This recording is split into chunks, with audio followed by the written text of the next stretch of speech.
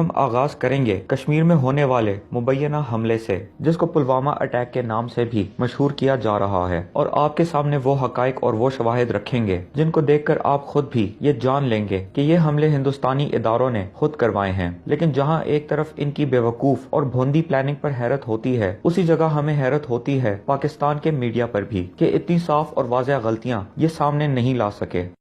ہمارا channel subscribe کرنا اور نوٹیفیکیشن بیل آن کرنا مت بھولیے گا تاکہ ہمارا رابطہ بحال رہے۔ ظاہر ہے کشمیر کا مسئلہ کوئی نیا مسئلہ نہیں، لیکن کشمیر میں ہونے والے اس حملے کے حقائق کچھ اور بتاتے ہیں، جن حقائق کا آغاز ہم کریں گے اس ویڈیو بیان سے جو کہ مبینہ طور پہ اس نوجوان کی طرف سے جاری کیا گیا جس نے مبینہ طور پر یہ حملہ کیا ہے، اور اسی ویڈیو بیان کی وجہ سے ہندوستان پوری دنیا میں پاکستان کا نام لے رہا ہے اور یہ کہہ رہا ہے کہ یہ حملے پاکستان نے کروائے، کیونکہ یہ تنظیم جس کا ذکر اس ویڈیو میں کیا گیا پاکستان کی تنظیم ہے، حالانکہ یہ تنظیم کافی عرصہ پہلے بین ہو چکی ہے۔ میرا نام عادل احمد ہے اور مجاہدین کی صفوں میں شامل ہونے کے بعد آپ حضرات مجھے وقاص کے نام سے جانتے ہیں۔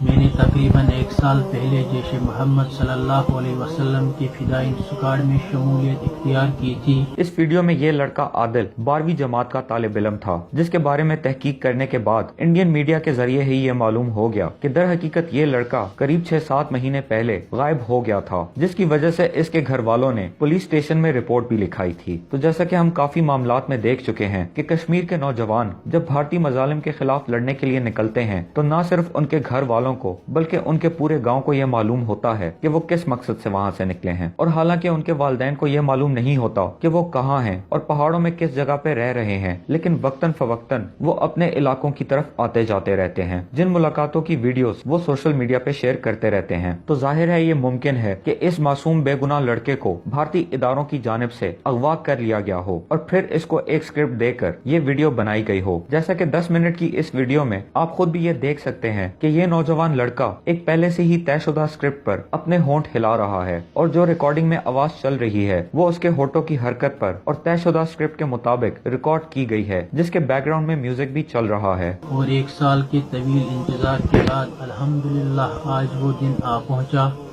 جس دن کی حسرت اور تمنا نے مجھے جیش محمد صلی اللہ علیہ وسلم کا حصہ بنایا۔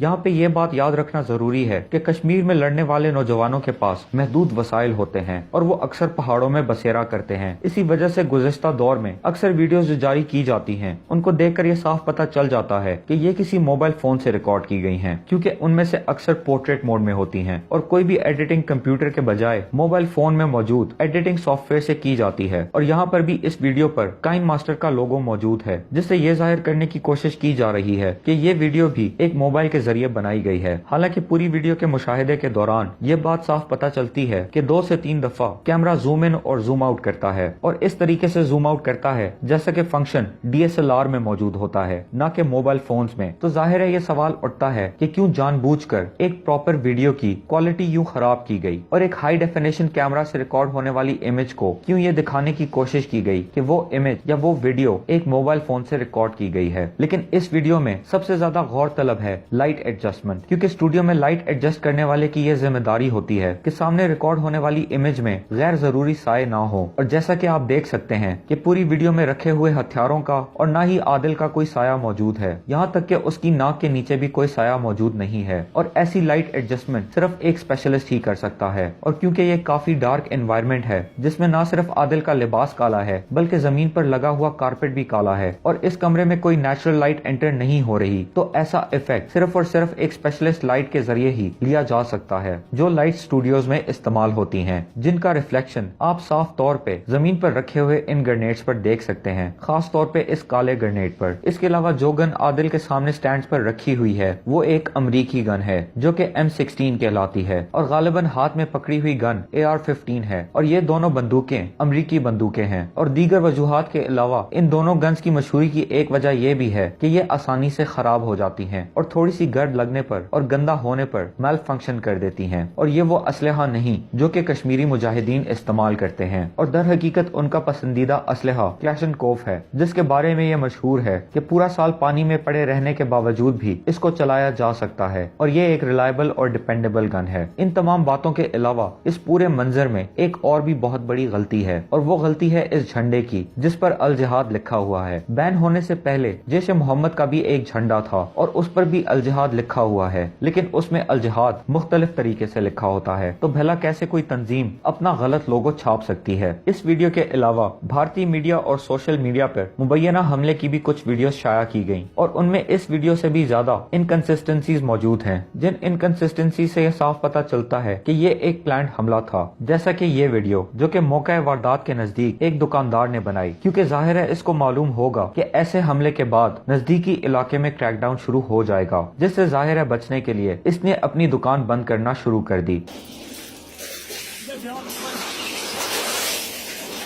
लेकिन उसके साथ साथ ही इसने ये वीडियो भी बना डाली, जो वीडियो दिन रात भारतीय मीडिया पर एडिट करके दिखाई जाती रही। जैसे कि इस डिस्टेंस से आप देख सकते हैं कि सामने एक जगह से धुआं उठ रहा है, और ये वो मुबैना बस है जिस पर हमला किया गया, और आग भी लगी हुई है, और उसी के आगे थोड़े से ही फासले पर एक बस मौजूद है। लेकिन रिपोर्ट्स के मुताबिक इस हमले में हिंदुस्तानी एहलकारों की 3 बसें शामिल थीं, लेकिन जैसा कि सामने देखा जा सकता है कि अभी सिर्फ एक ही बस मौजूद है, लेकिन बाकी शाया की गई तस्वीरों में 2 बसेस मौजूद हैं, जिन पर हम अभी गुफ्तगू करेंगे। लेकिन इस वीडियो में रिकॉर्डिंग करने वाला शख्स इस मंजर पर थोड़ी देर के लिए जूम इन करता है, तो जैसा कि देखा जा सकता है कि जो मलबा जल रहा है उसी मलबे से थोड़ी दूरी पर एक और बस खड़ी हुई है, जो कि कम से कम देखने में बिल्कुल सही साबित लग रही है। लेकिन हैरत की बात यह भी है कि ना ही इस बस से कोई लोग उतर रहे हैं और ना ही ये बस चल रही है। बस का साकिन रहना इसलिए भी ताज्जुब की बात है कि ऐसे मौकों पर हिदायत दी जाती है कि कॉन्टेक्ट पॉइंट से दूरी इख्तियार की जाए, ताकि उस जगह पे मजीद हमलों से बचा जा सके। लेकिन ऐसा कुछ भी नहीं हुआ, और इस रिकॉर्डेड वीडियो के मुताबिक बस अपनी जगह पर खड़ी की खड़ी रही, और ना ही जख्मी अफराद के लिए कोई इन लोगों की मदद के लिए उतरा। इसके अलावा वाकये की बात की ये तस्वीर भी गौर तलब है, जहाँ पे मुबैना हमले में इन्वॉल्व दोनों बसों को साथ साथ खड़ा कर दिया गया है, और बिल्कुल ऐसे खड़ा किया गया है जैसे कि कोई फोटो सेशन हो रहा हो, जिसमें जला हुआ मलबा भी आ जाए और ये 2 बसेस भी। लेकिन इस तस्वीर में एक और बात भी खासी गौर तलब है, और वो ये कि ये दोनों बसेस पेव्ड रोड पर हैं, लेकिन वो बस जिसके ऊपर धमाका किया गया वो डिवीजन पे मौजूद है, जो डिवीजन जमीन की सतह से कम 8-9 इंच ऊपर है। और ऐसा ही लगता है कि धमाके से पहले इस बस को इस डिवीजन पे पार्क किया गया जहाँ पे ये मलबा मौजूद है। ये उसी बस के जले हुए मलबे की एक और एंगल से तस्वीर है, जिसमें साफ तौर पे देखा जा सकता है कि बस पूरी तरह से तबाह हो चुकी है, और कम से कम धमाके के बाद 1 फुट भी नहीं चल सकती थी, क्योंकि इस बस का पिछला पूरा हिस्सा गायब है। इसके अलावा अगर किसी साइड से धमाका किया जाता तो ये बात भी साफ जाहिर है कि बस की एक साइड को शदीद नुकसान पहुंचता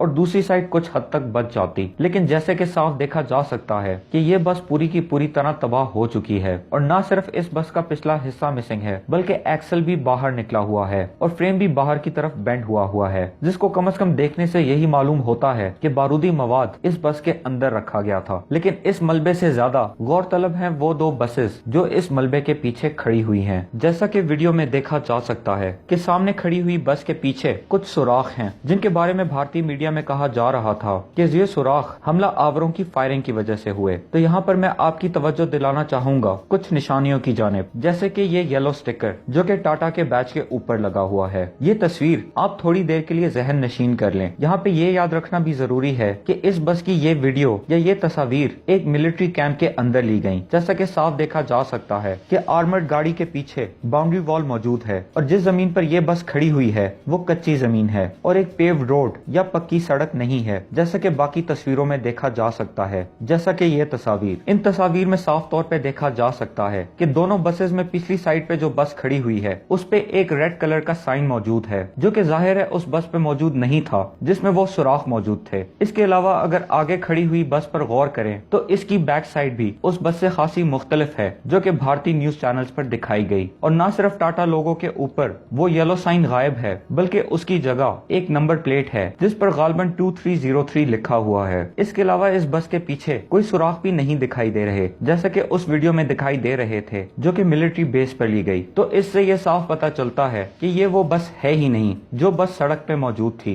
और ये कोई और प्लांटेड बस है जो कि दिखावे के लिए मीडिया के सामने की गई। इसके अलावा ये भी दिखाने की कोशिश की गई कि ब्लास्ट के शॉकवेव की वजह से बस की खिड़कियां भी टूट गई हैं, लेकिन अगर गौर किया जाए तो जालियों के पीछे कोई खिड़कियों के बकाया जात जैसे कि कांच के टुकड़े और जर्रात मौजूद नहीं हैं और ऐसा ही लगता है जैसे कि इनको अच्छी तरह से साफ कर दिया गया हो। इसके अलावा ये भी कहा गया कि बस में ये सुराख धमाके के बाद फायरिंग की वजह से हुए थे, लेकिन जैसा कि देखा जा सकता है कि ये सुराख काफी बड़े सुराख हैं और जाहिर है कि एक क्लैशनकोव की गोली की वजह से इतने बड़े सुराख नहीं होते। इसके अलावा तमाम तर सुराख न सिर्फ काफी इर्रेगुलर हैं बल्कि गोली का कोई भी इम्पैक्ट का निशान भी यहाँ पर मौजूद नहीं है जो कि अमूमन ऐसी सूरतों में एक दायरे की सूरत में मौजूद होता है। लेकिन इससे भी ज्यादा गौरतलब है ये निशान जो कि इस सुराख के नीचे मौजूद हैं। जाहिर है ये सुराख बनाने के लिए जिसको भी ड्यूटी दी गई होगी उसने किसी कटर का इस्तेमाल किया होगा और उसने शुरू किया होगा इन दो जगहों से, लेकिन शायद किसी के बताने पर उसने ये दो जगहें छोड़कर आगे सुराख कर दिया जिस पर हल्के फुल्के काले धब्बे लगाकर ये दिखाने की कोशिश की जा रही है जैसे यहाँ पर कोई श्रैपनल लगी हो, लेकिन उसी सुराख के आगे कपड़े का बना हुआ एक परांदा लहलहा रहा है। इसके अलावा इस वीडियो में इस सुराख का ये एंगल भी काफी गौरतलब है जिसमें साफ देखा जा सकता है कि इन दो जगहों पर किसी कटर के जरिए दो कट्स लगाए गए हैं और बाकी मलबे को जबरदस्ती अंदर मोड़ा गया है और इतने करीब इतने शदीद धमाके के होने के बावजूद बाकी सारी बस बिल्कुल सलामत है। तो हमारे ख्याल से इतने शवाहिद ये साबित करने के लिए काफी हैं कि ये झूठा हमला इन लोगों ने खुद करवाया ताकि न सिर्फ इन झूठे वाकयात का सहारा लेकर पाकिस्तान को बदनाम किया जा सके और आने वाले इलेक्शंस में फायदा उठाने के लिए एक जंग का माहौल बनाया जा सके, बल्कि इन्हीं खुद साख्ता हमलों की आड़ में कश्मीरी अवाम पर भी मजीद क्रैकडाउन किया जा सके।